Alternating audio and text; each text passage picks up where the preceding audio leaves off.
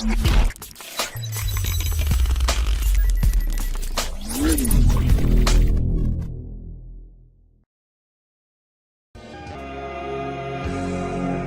1. Luke and Jake. Luke Harrison sat at his desk and looked through the door into the next room. His secretary was preparing the room for the directors' meeting. Luke smiled. On the table, the crystal glasses and golden cigarette box were shining in the light from the lamps. There were red roses to go with the red velvet chairs. Yes, the directors would certainly have a comfortable meeting. The smile left his face. He wasn't so sure of the discussions at the meeting. His partner, Jake Fulbright, was talking to him from the other side of the room. There was anger in his voice. Luke, wake up. The office looks good, doesn't it? Our company is going well, isn't it? Together we've done a good job, and how? By always doing what's best for the company. It's no good, Jake. You're not going to change my mind. Our business is property, land, houses, and buildings. We became a great company because we gave the people what they wanted, and they paid us well. Now our city wants us, and for a good cause. We have to give them what they want, a children's home. There is more to success than money, Jake. There is pride and respect. Stop that. Our city needs an office block, and big companies will pay us good money. Think of your family, Luke. Don't you want to do the best for your wife? Jake took out a cigarette and lit it. If you're so keen on doing the best for yourself, why don't you stop that harmful habit? Luke hated smoking, and Jake hated being told what to do by anyone, even if it was his old friend and partner. The two men had grown up together and built their futures together. And together they had found riches and success. But in the past year, something had gone wrong between them. What was it? Luke wished he knew. For goodness sake, Luke, listen to me. I'm going to fight you on this one. I'm going into that meeting, and I'm going to persuade those directors to agree to the new office building. I'm sorry, Jake. You can't do that. We are the partners, they are our directors. They can't agree to anything if we don't agree. Those are the rules, Jake. Rules are for losers. I'm a winner, and I take chances. Jake banged his fist on the table. Then he looked directly into Luke's eyes. He who dares wins, Luke, remember? And I dare. It was an old saying that the two men had used in the early days of their business. They had used the saying to give each other courage. Now, Jake was using it to give him the strength to fight his own partner. Just then, the phone on Luke's desk rang. Hello? He heard his wife's gentle, loving voice. Is that you, Luke? Yes, darling. How's it going at home? Fine. But what's the matter? You don't sound too happy. Dear Megan. She always knew if something was wrong, but she must not know that anything was wrong between Luke and Jake. Luke tried to sound happier. I'm fine, love. Just a bit busy. You know, usual Friday rush to get things done before the weekend. How are things at home? Pretty busy here, too. Nathan has brought a friend home from school. Can't you hear them? They're playing upstairs. And I've got your favorite dinner, beef curry. Oh, it's nearly ready. So what time are you coming home? Listen, Megan, love, I'm sorry, but I'm going to be late. There's a meeting this evening. Oh, Luke, not again. Oh, darling, you've been working too hard lately. Try to get home and relax. We miss you. I know, love. And I'll be home as soon as I can. Luke put the phone down. He wished Jake hadn't been in the room listening to the conversation. You leave that gorgeous wife of yours alone far too much. If she was my wife, I would never leave her side. There was something about Jake when he spoke of Megan. A look in his eye and a strange tone in his voice. Luke couldn't explain why, but it made him very uncomfortable. But Jake was keeping a secret from his partner. Jake, the man with money and power, but without a woman in his life, was in love with Luke's wife. Megan knew nothing of this. She loved her husband, her son, and her home. Jake knew this, but Jake still wanted Megan. And he who dares wins, he told himself. The awkward moment in the office passed. Just then the intercom buzzed. Jake pressed a button and listened. It was one of the secretaries. All 4 directors have arrived. Shall I take them into the conference room? Yes, please. We'll be with them in 2 minutes. Well, Luke, this is it. They're all in there. And I'm going to persuade each one of them what is best for this company. Big luxury offices. That will bring us heaps of money. Jake looked at Luke. He was daring him to answer. Then he picked up his cigarettes and walked out of the room.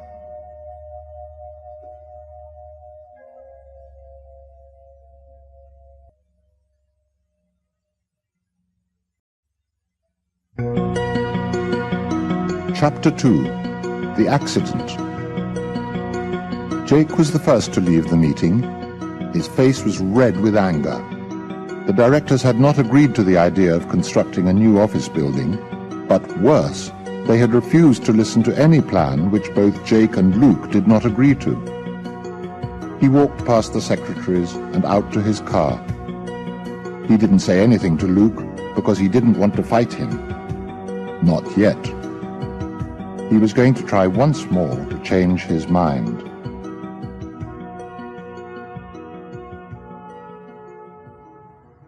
Back at Luke's house, Nathan heard his father's car coming. He ran to the front door. Daddy, you're late. Come and see my model aeroplane. I've nearly finished it. Daddy, it's beef curry for dinner, your favourite. I'm starving. Are you? Can we go out on our bikes together tomorrow? Hey, slow down a bit. Hello, darling. At last. Hello, my love. It's good to be home.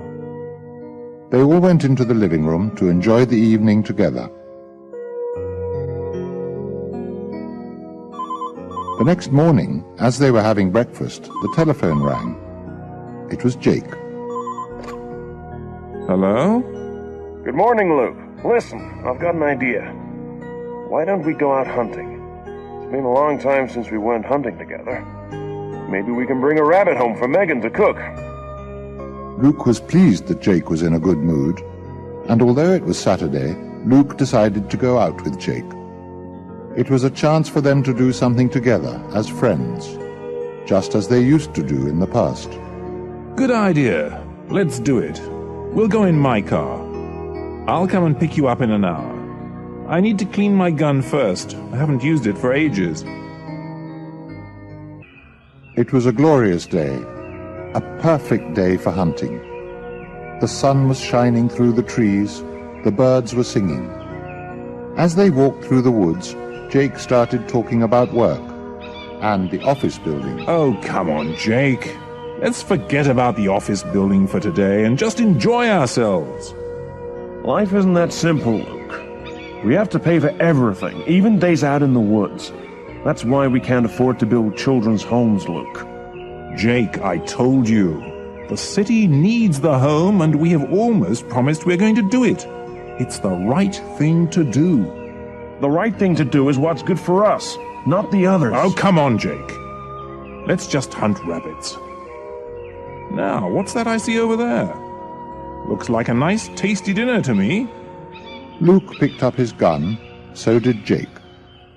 But Jake wasn't looking at the trees or the rabbits. The bullet from Jake's gun flew past Luke's face. For goodness sake! What are you thinking of? You almost killed me! I'm sorry. It was an accident. I touched the trigger by mistake. I'm very sorry. Look, I think it's time we went home. We are obviously not going to do any serious hunting today. Well, I didn't mean to do it. I said I'm sorry. If you want to go, then let's go.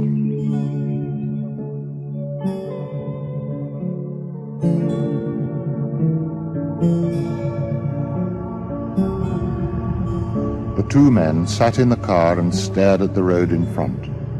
Neither of them spoke. Luke changed gear as they came into a narrow road. Jake looked down at the view across the hills and of the city below. Luke turned the steering wheel as they came to a bend.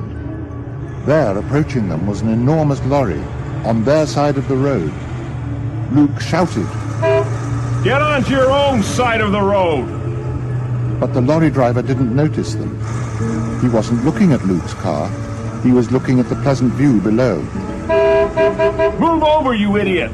Watch the road! The tires screeched as Luke tried to move out of the way. But the lorry just came towards them.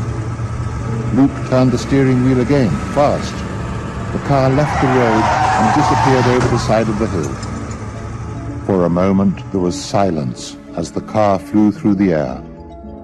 Then came the crash.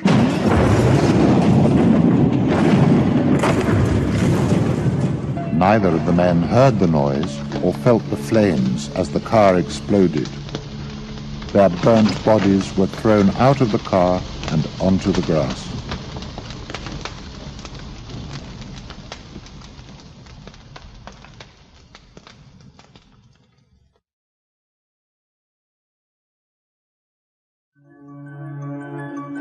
Chapter 3. Life Exchange. The lorry driver was still shaking when the ambulance arrived. The ambulance men ran towards the burning car. On the black, burnt ground nearby lay the two men. They were lifted into the ambulance and taken to the city hospital. The ambulance men pushed them on trolleys into the casualty department. A nurse stood with them as they waited for the doctors to come. As they lay on their trolleys inside the hospital, one of the men made a noise.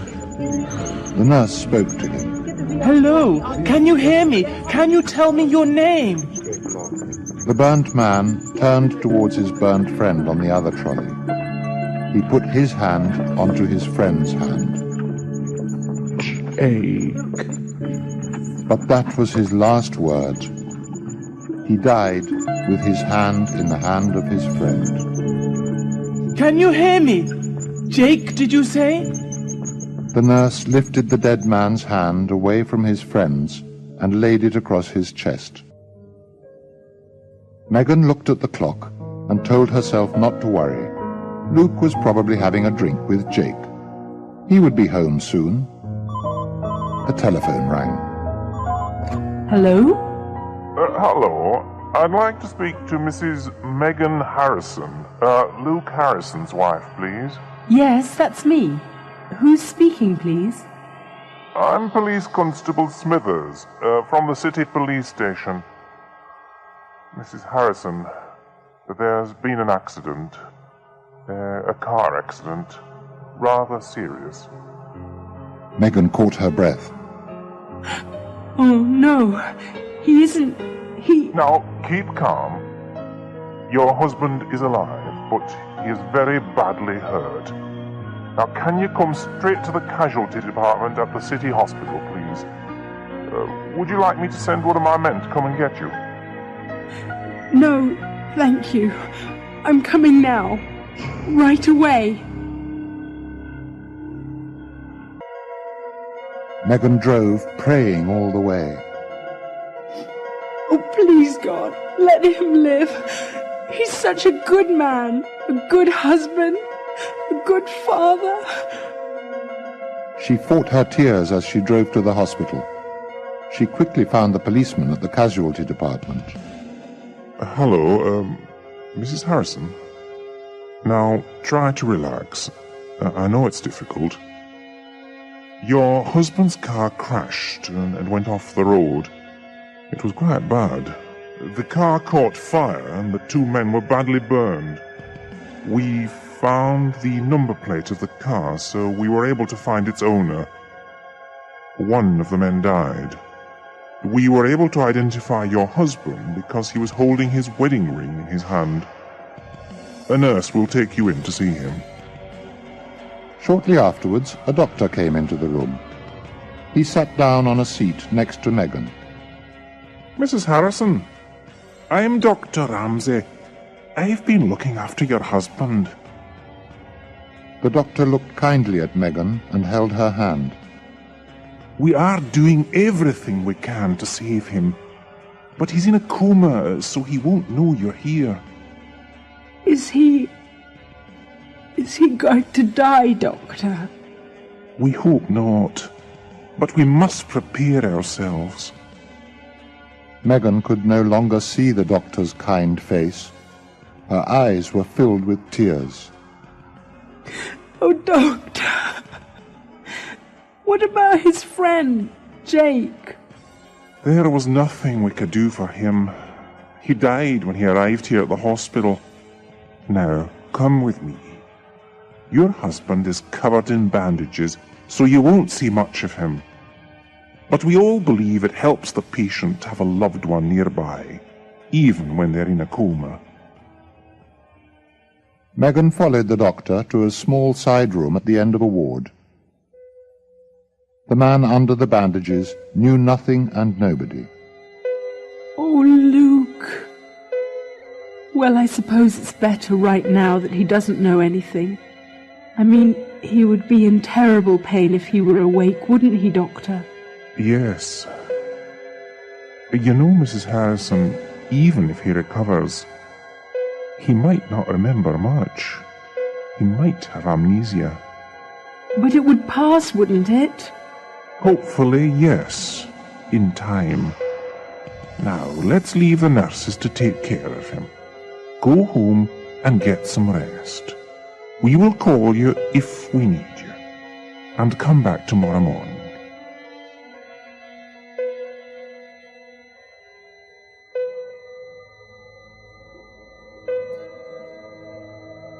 The next 3 days were terrible for Megan.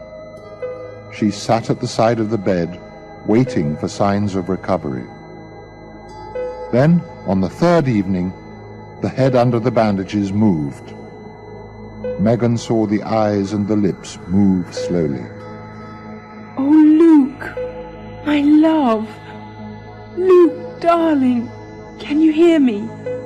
Can you see me? The voice was slow and weak. Megan? Oh, Luke, does it hurt? Don't worry, everything will be all right. You are going to live and come home. We're all going to be together soon. Oh, Luke, I love you so much. The face under the bandages moved, the eyes filled with tears. Then they closed, and Luke slept.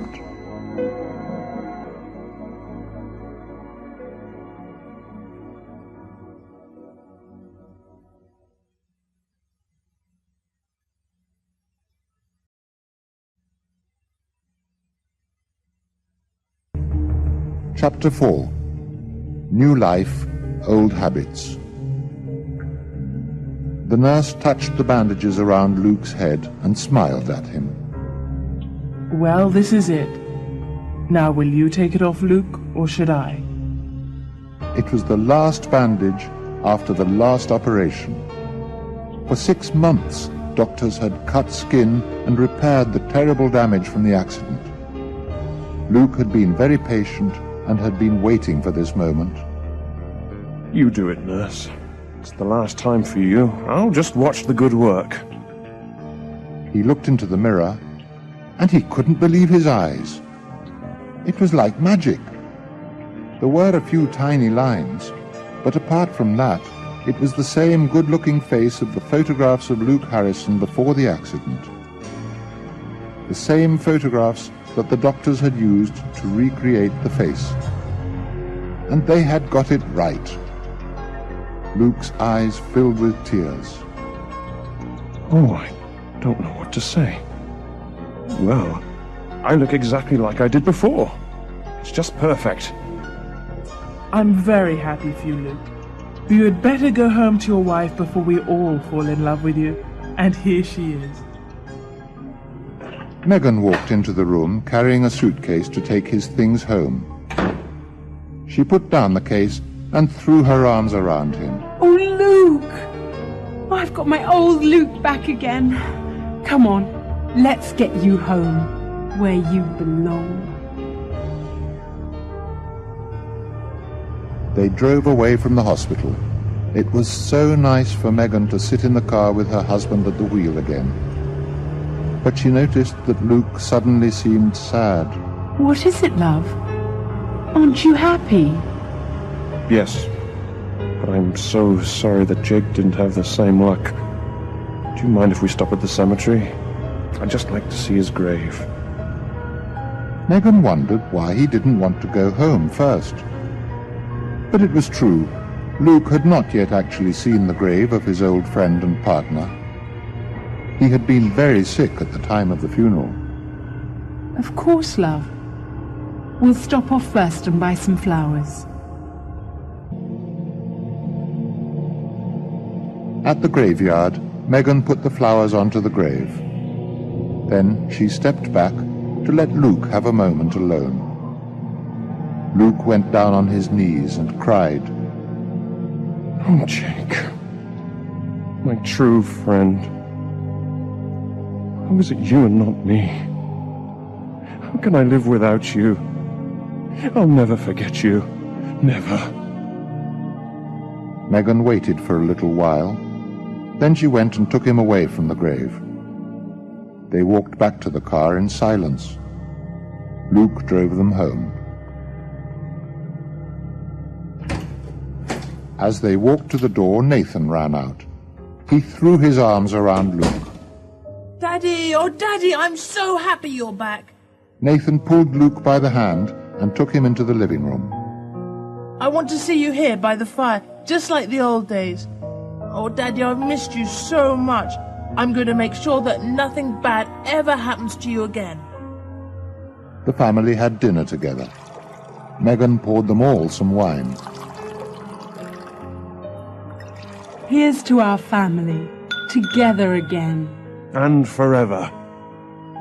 Nathan couldn't stop looking at Luke, and Megan's eyes were shining with happiness. After the meal, Luke put his hand into his pocket. He took out a packet of cigarettes and lit one. Megan and Nathan both spoke at once. Daddy! Luke! You are smoking. But you've never smoked before. You've always hated it. Yes, I know. Don't do it, Daddy. It's bad for you. Hey, you two. I'm sorry, darling. We didn't mean to complain. Megan got up to get an ashtray. Nathan picked up the packet. Jake used to smoke those. Megan took the packet from Nathan and handed the ashtray to Luke. Thank you. I expect it's a reaction. The shock from the accident is making me want to smoke. Well, let's hope it will pass. Anyway, it's wonderful to have you back. Now, shall we go and sit by the fire and watch a film together?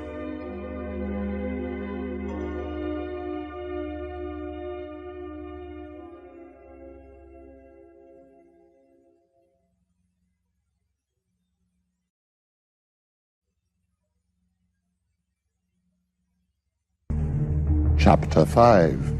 Strange Caller. Welcome back. The secretaries, the directors, the cleaners, all the office staff stood in the office, waiting for Luke. As he walked through the door, they cheered and clapped. Luke's personal secretary, Mary, came up and kissed him. It's wonderful to see you. We've all been waiting for this day. Luke went into his office with Mary. She explained some of the things that were happening in the company and showed him the files with all the information he needed. Then the directors came in for a short meeting.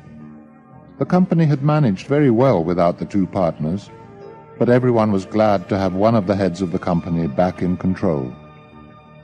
After he had spoken to all of them, Luke sat in his office. It was strange. He was alone now. There was no partner sitting across from him. Nobody to help him make a decision. And nobody to stop him doing whatever he wanted to do. Yes, The company was all his. He looked at the photograph of Megan on his desk.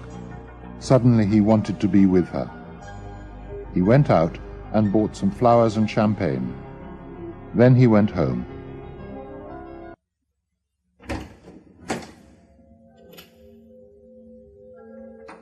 Hello, darling. You're early. What a nice surprise. Oh, lovely flowers. Megan put the flowers into a vase. She carried the vase into the hall and put it on the table under her favorite photograph.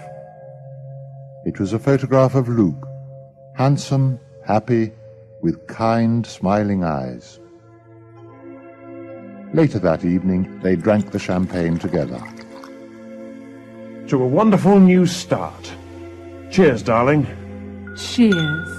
And to my next business deal. What's that, darling? The new building for the children's home? No. To the new office building I'm going to build. Right in the middle of the city centre. Office building? But I thought you didn't want the office building. Well, I do want the office building now.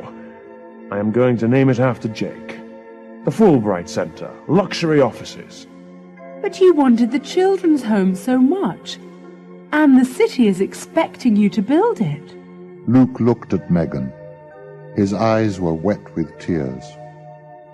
I must do this, Megan. It was Jake's last wish before he died. Well, I can understand those feelings in your private life. But Luke, do you think you should listen to your feelings and emotions in your business life?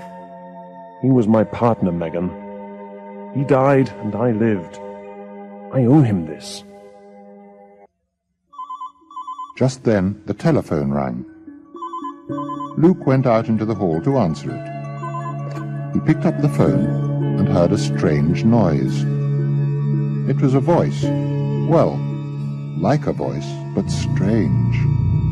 It seemed very far away, but at the same time as if the speaker was standing right next to him. He looked at the flowers on the hall table, and he tried hard to recognize the voice. Why? Tell me why. Luke didn't say anything. He waited to hear more. Why are you doing this? Why are you doing this? The voice got stronger as it repeated the question. Why are you doing this? Luke was frightened. Very frightened. He put the telephone down. At the same moment, he looked at the photograph above the table. Megan's favorite photograph of her happy, smiling Luke. The photograph moved. It clearly moved from side to side. Then it moved forward away from the wall. Luke stared in horror as it crashed down to the floor. Tiny pieces of glass and torn pieces of photograph flew across the hall. Megan rushed out into the hall. What's that? What happened? Oh, my photograph. Luke was white and frightened. But he answered Megan. I'm sorry, love. I lifted my arm up. I knocked it off by mistake. I'll clear it up. Megan looked at him. She was a bit worried. Don't worry, I'll do it. You look tired, dear. Go and sit down. Remember, it was your first day back at work for a very long time. I'll make us a drink, and we'll go to bed early.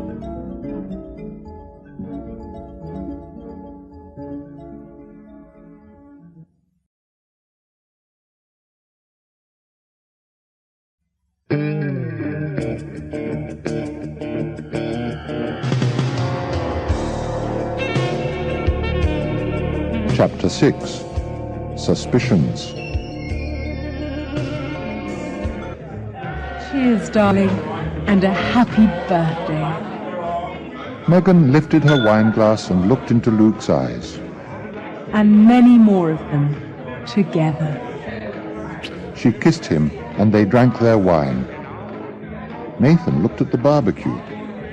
Not too many more glasses of wine, Daddy. Look, you're burning the steak. Luke turned to the barbecue and moved the steaks to one side. Hey, you used to be really good at cooking barbecues. What's happened? Too much wine. Quiet, Nathan. Luke, you don't look too well. Are you sure you're all right? Here, I have some beef curry for you over there. That should make you feel better. But Luke didn't eat the beef curry or any of the barbecue food. Megan was worried. Darling, really? What's the matter? It's okay, Megan. I'm just not very hungry. The telephone rang. Luke went to answer it. A familiar voice spoke to him. Happy birthday, partner. An echo from the past. Luke's face became white with fear. He put the phone down and walked back into the garden. Megan saw the colour of his face. Luke, love, what is it? You look terrible. Who was on the telephone? Nobody here. It was a wrong number. Well, come over here and cut your cake. Okay, everyone, here he is. Happy birthday to you. Happy birthday to you. Happy birthday, dear Luke. Happy birthday to you.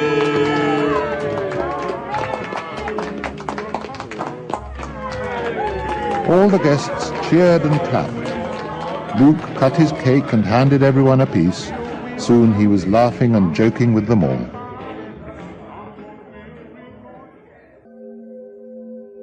Later in the evening, Megan told Nathan to go and have his bath. Oh, Mom! All right. I'll go if Daddy will come up afterwards and say good night. Of course I will. And tell me a story? Yes. Now you go and have your bath.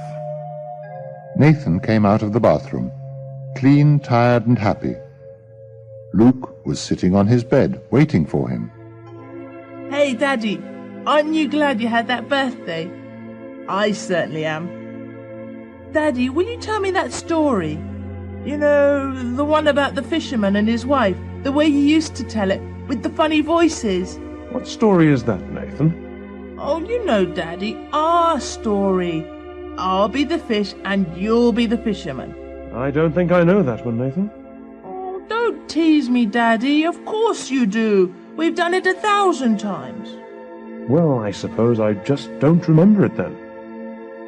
Nathan looked worried. Was Daddy joking or not? Daddy, you can't have forgotten it. It's like forgetting your own name or who you are or Mummy or me. Well, it looks as if I have forgotten it. Shall we have a different story? Shall I read you something from a book? Well, yes, if you say so, Daddy. Nathan listened to the story, and then Luke said good night. Nathan heard him going downstairs. Then he lay in bed, worrying about his father. Something was wrong.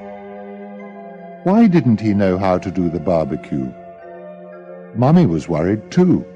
She hadn't said anything, but Nathan knew. He was watching and listening. And who was phoning him? Why was he upset after the calls? And what about the story? He must know it. He listened to his parents talking. His mother wanted to go somewhere. Lucy's house. You know Lucy, my friend from aerobics. She's having a tea party on Thursday afternoon. A chance for us all to have a good chat. Do you think you could stay here and look after Nathan? I'll be back by 9 o'clock. Yes, my dear, of course. I know how you women love to gossip. Oh, really, Luke? Anyway, Lucy's very nice, you know. You won't forget, will you? No, my love. I'll be here.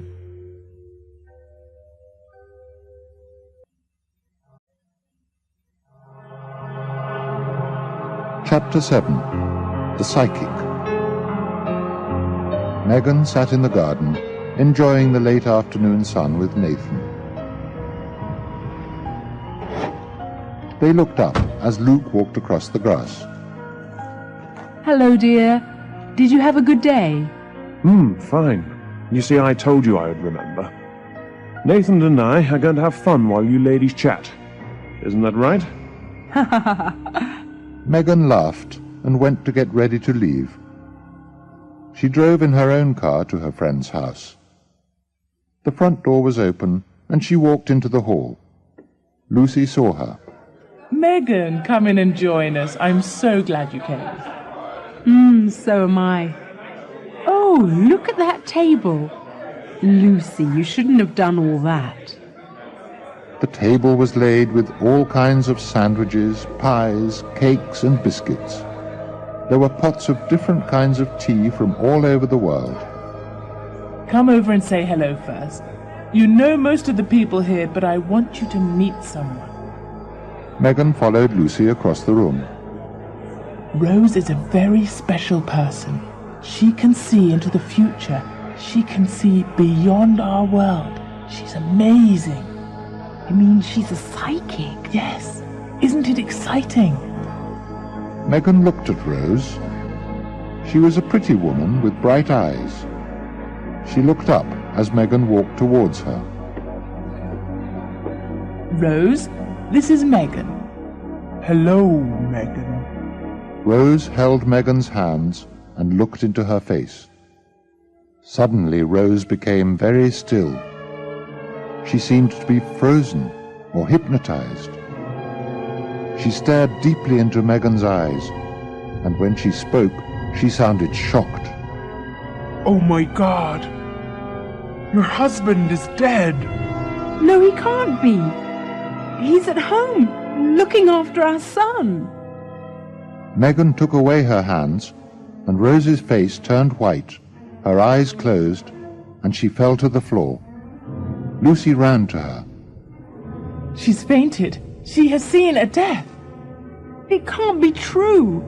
I left him half an hour ago. Megan ran from the room into the hall. She picked up the telephone and dialed her own number.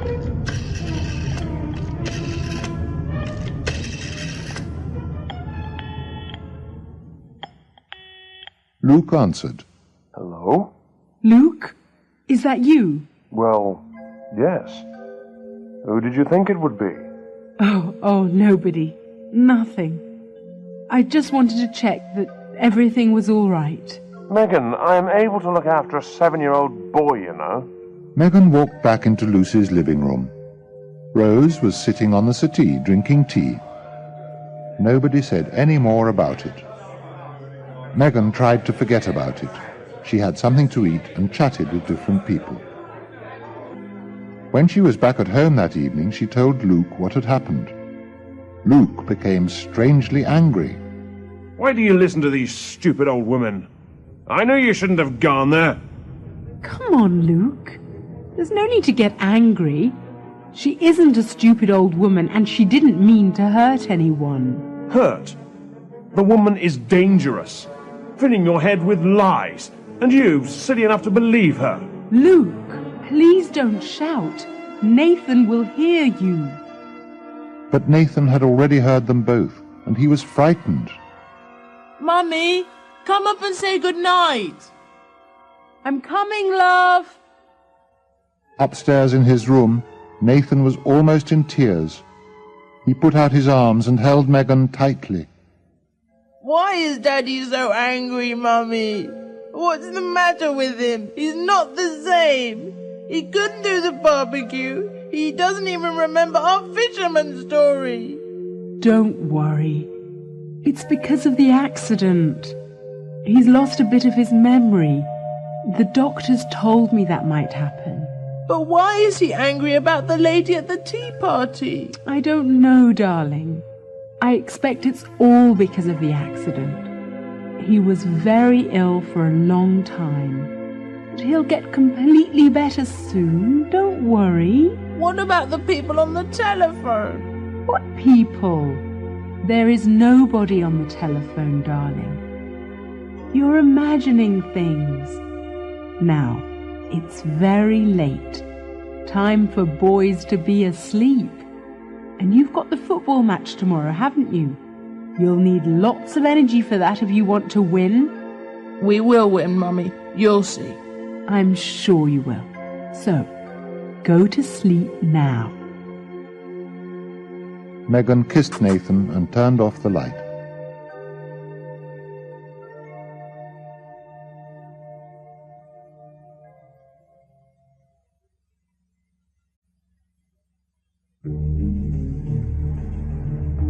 Chapter 8. The Past Strikes Back. Luke left for work early the next morning. He was still annoyed about the psychic at the tea party. He was also embarrassed about the quarrel he had had with Megan, and ashamed that Nathan had heard them. When he got into his office, he sat at his desk and looked out of the window. He telephoned Megan and asked her to come to the office later. He would clear up things between them. Then he would feel better. Then he sat quietly and watched the world go by. He wanted to be alone for a while. But a few minutes later, someone arrived to see him. A young man walked into his office. He looked about 25 years old, and he spoke to Luke as if he knew him. Hello, Mr. Harrison. It's nice to meet you again. And good to see you looking so well after that terrible accident. Are you all right now? Luke was a bit puzzled. He put out his hand to shake hands with the young man. Well, I'm very well, thank you. But I don't think we've met, have we? Of course we have. You remember? About the new children's home. I think everything is settled now. We should be able to start on it any time now. Look, I'm very sorry. I think there has been a mistake. First of all, this company is not going to build a children's home. Secondly, you and I have never spoken about building a children's home, or anything, in fact. I have never seen you before. The young man was starting to get annoyed. Now look here. Don't try those tricks on me. These are no tricks, young man. The young man went straight up to Luke. He put his face right in front of Luke's. Do you know what? I think there is a big trick here. Because if you were really Luke Harrison, you'd certainly know me. For a moment, Luke was shocked. If he was really Luke Harrison? Then he spoke.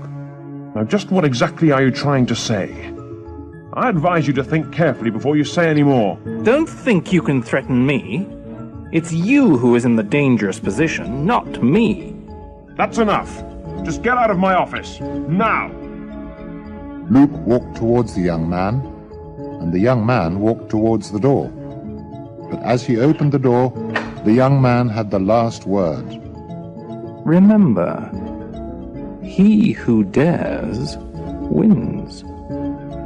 Then he walked out and slammed the door behind him. Luke was shaking. How did the young man know about the expression? It was something that Luke and Jake had used between them. Who was this man? Luke sat down and lit a cigarette. The telephone in front of him rang. He picked it up. Hello? Is that Luke Harrison? Yes, it is. Who is speaking? Well, it doesn't really matter who is speaking. It's what I have to say that is important. Oh, yes, it does matter. Who are you? Be quiet and listen. I've got news for you. Bad news. It's about that new office block you're building. The voice was slow, teasing him. Luke spoke sharply into the telephone. Who are you? And what about my office block? Well, you see, there's been an accident. Fire. A nasty fire. And it's burned your office block. There's not much left of it now. Sad, really. Just when it was nearly finished. Luke was really frightened. He shouted into the phone. What are you talking about? Who are you? And what has happened to my office block? Oh dear. Don't you understand English? I said a fire. There was a click at the other end. The line was dead. Luke threw the phone down and covered his face with his hands. Oh, no. No, it can't be. No. He stood up, pulled his jacket off his chair, and ran out of the room. Mary looked up from her typewriter in surprise. Are you going out, Mr. Harrison? Don't forget the meeting this afternoon, will you? But Luke wasn't listening. The door slammed, and he was gone.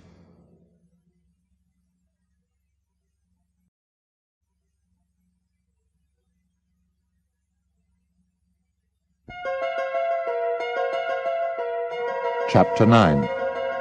Great-Grandfather's Clock.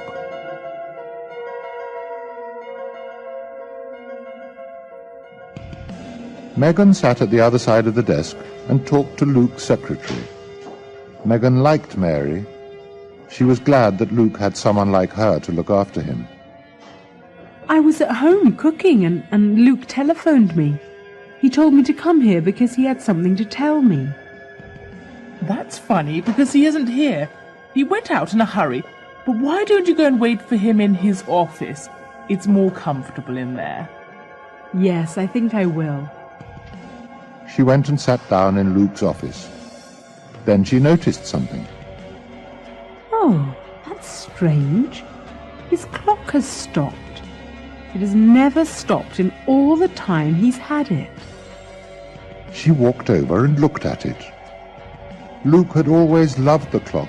It had belonged to his great-grandfather. It was a beautiful wall clock with a pretty brass face and old numbers. It had a long pendulum which gave a gentle tick-tock. And now, for the first time, it had stopped. Well, this will not do. You have to tick, my old friend. She opened the clock. There was a little key inside the door. Fancy Luke forgetting to wind you. He must have a lot on his mind if he forgets that. She reached down to the bottom of the clock to get the key, and she found a pile of papers. She laughed. Well, really, Luke, you're getting worse. You have an excellent secretary to look after your papers, and you leave them in an old clock. Whatever will you do next? Megan took the papers out. They were contracts for agreements and business arrangements for the last 2 years. Now Megan was puzzled. Why on earth would he do this? These are important contracts. They shouldn't be in a clock. She looked down at the papers. They had the signatures of the people Luke had made the agreements with.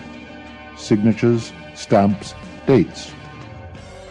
Then Megan noticed something else. But what on earth? This isn't Luke's signature. This is Jake's. And so it was. J.S. Fulbright. No sign of Luke's name. Megan had seen the signature many times before, on papers both Luke and Jake had signed.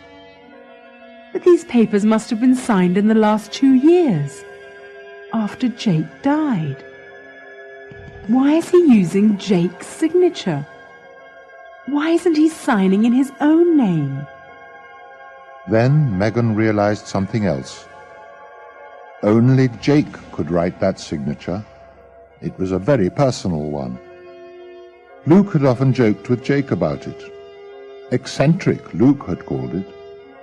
Well, it certainly was a strange signature. And certainly only one person could write it. And that was Jake Fulbright. But why? And how? Jake is dead. Jake has been dead for 2 years now. Hasn't he?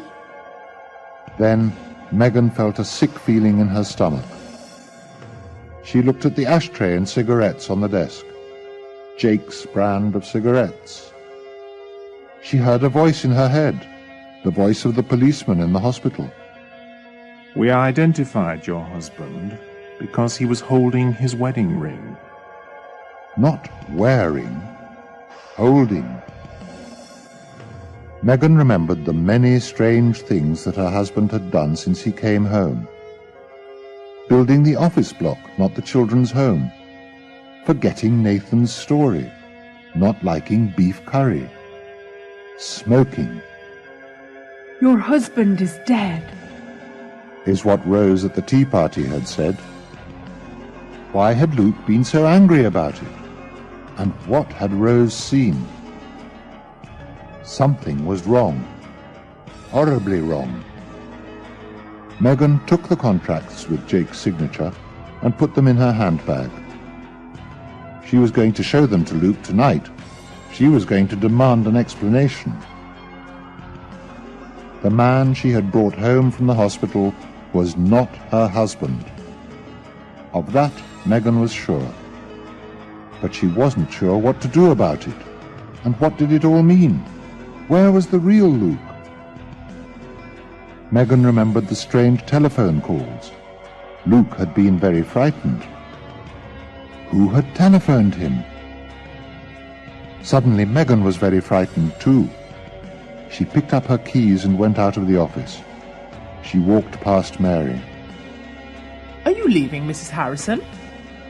Yes, I can't wait any longer. Tell Luke when he comes in that I'll see him at home. All right, Mrs. Harrison. See you soon. Yes, Mary. Goodbye.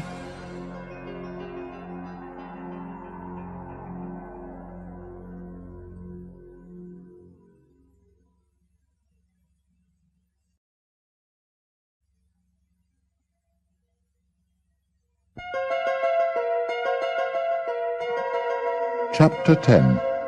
The Chase. Megan came home, tired with worry and sick with fear. She went to the drinks cupboard and poured herself a large brandy. She needed to calm her nerves and to be able to think. Nathan came home from school, tired from a long day. Megan put him to bed early. She didn't want him to hear anything of the conversation she was going to have. When Luke came home, he was dirty, black from the scene of the fire. He was tired and shocked. It had been a terrible fire, and Megan knew nothing of it yet. She asked him why he was so dirty. It's from a fire, Megan. My new office building is gone. It has been completely burnt. But Megan did not run to his side to comfort him. The brandy gave her extra confidence. She asked a question. Who did it, I wonder? Have you found out? Luke looked at her in surprise. No, not yet. Megan went and poured herself another brandy. She did not pour one for Luke. Instead, she moved around the room. She felt the brandy inside her, making her warm and making her head very light. As she walked, she knocked something from a small table. It crashed to the floor and broke. Oh no! My lovely statue of the flower girl. Oh, now what am I going to do? Luke spoke to her sharply. Oh, come on, Megan. It's only a little statue. I'll buy you another one. Another one? There could never be another one. You don't remember buying it for me, do you? Go on, tell me. Where did you buy this present for me? Oh, Megan, I don't know. What's the matter with you? It's really not important. Well, that's where you are wrong. It's very important. And so is this. Megan picked up the contracts with Jake's signatures and threw them onto the table. Luke's face went white. Where did you get those? Never mind where. You tell me where Luke is. Because you are not Luke. You are Jake. You've been lying to me. But Megan didn't finish her sentence. She stepped back away from him because his hand came up, ready to hit her across the mouth. Megan cried out. No! Don't you dare! For Megan, this was the last and final proof that the man in her house was not her real husband. And now that she knew his secret, he was dangerous. Megan ran from the room and out of the house.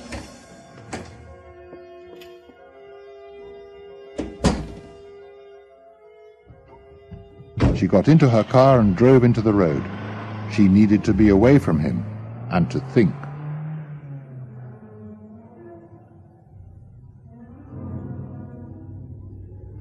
But what now?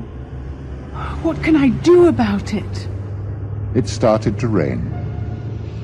Megan slowed the car down and looked into her driving mirror. His car was right behind her, following her, chasing her. Get away from me, can't you? Ah, I know. I'll take that tiny road that goes to the cliff top. He doesn't know it very well. It was a little road she had walked along with Luke when they were first married. She waited until she was at the corner before she turned the steering wheel. But a minute later, she saw him in the mirror. Now he was driving angrily and getting nearer and nearer. He was chasing her as a fox chases a rabbit, the animal and his prize. And Megan was his prize, and he wasn't going to lose her. Not now, not after all this. She was driving faster and taking the corners well. The tires on her car screeched as she turned. He followed her round another bend, then the road became straighter. It ran along the top of a cliff. He changed gear and looked hard at the back of her car. Now was his chance. He could see the back of her head. He could see her eyes as she looked into her mirror. He looked again. Those were not Megan's eyes. Those were Luke's. Now he couldn't see the car. A figure stood in his way. A tall, light figure shining against the dark sky. The figure of Luke Harrison. He screamed at the figure. Get out of the way, you idiot! But the figure stayed there, staring at him without fear. And it stood between him and Megan, blocking the road. He turned the steering wheel and put on the brakes. Get out of the way! He was losing control of the car. The wheels were skidding. The car was sliding across the wet road, away from the figure and away from Megan. He screamed and stared at the figure. Luke's eyes stared back at him. One wheel of the car was sliding over the edge of the road, and then another. As the car plunged over the cliff, he shouted his last word. Luke! Then everything went black.